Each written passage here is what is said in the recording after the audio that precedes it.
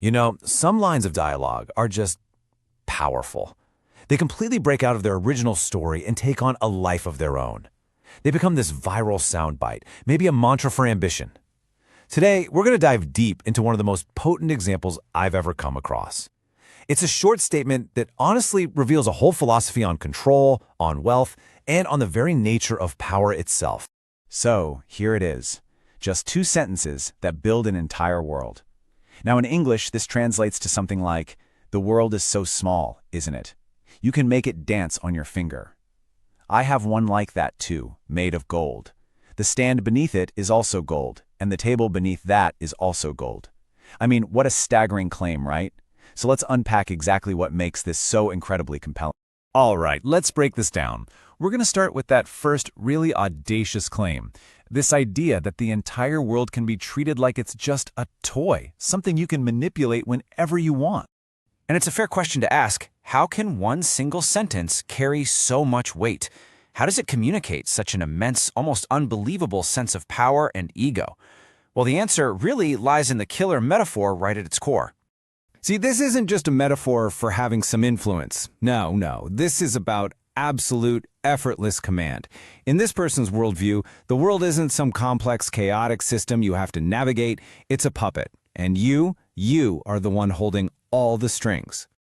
So, this brings us to the mindset, the psychology of someone who could actually say this and mean it.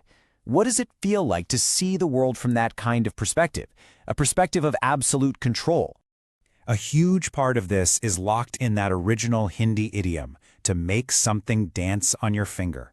This isn't about gentle guidance or a little nudge here and there. This signifies total domination.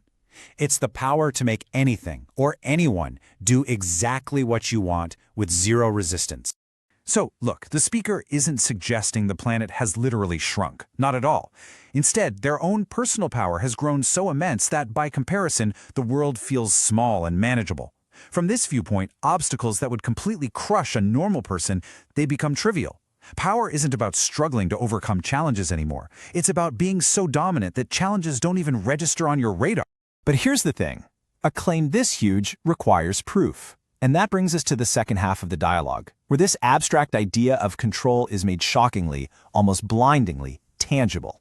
This right here is the bridge connecting the 2 ideas. The first part makes this godlike claim of control, and the second part, well, that delivers the evidence. And the evidence comes in the form of pure, overwhelming, in-your-face wealth.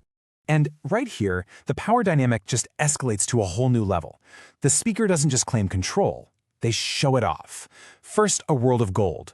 But it doesn't stop there. The stand holding it is also gold. And the table beneath that? You guessed it, gold as well. That repetition of gold is so deliberate, so powerful. It builds this image of opulence that's so extreme it's almost absurd. You see, this is way more than just a list of expensive things. It's the physical manifestation of a philosophy.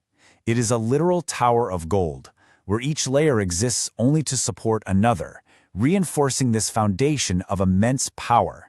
It is the ultimate proof of that initial claim. The world is theirs to command. Okay, so we've deconstructed the quote, we've taken it apart piece by piece, but what does it all mean in the end? Online, you see this dialogue shared all the time as the ultimate motivation, right? A benchmark for ambition. But is that the only way to look at it? And this is where the dialogue becomes truly profound. On one hand, you've got the motivational message. Become so successful that your problems seem tiny. Aspire to that.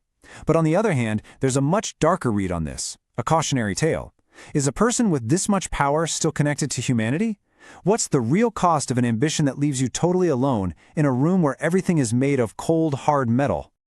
And that's the final provocative question this dialogue really leaves us with. It describes an endpoint, the absolute summit of material power and control. But once you're there, once your world and everything holding it up is literally made of gold, what's next? What could possibly drive a person when there's nothing left to acquire, nothing left to conquer? That is a fascinating and maybe even a scary question to think about.